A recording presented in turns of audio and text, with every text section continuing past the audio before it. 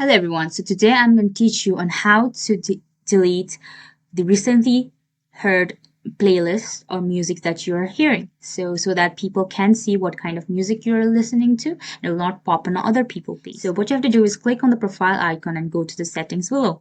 Click on it. After clicking on it, they can see various options.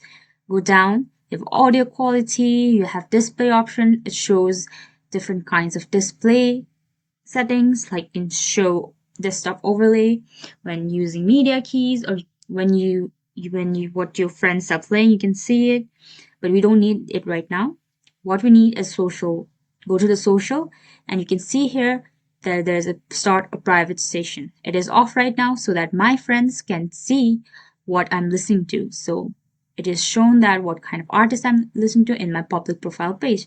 But if I click on the start, what happens? Both of them are toggled off.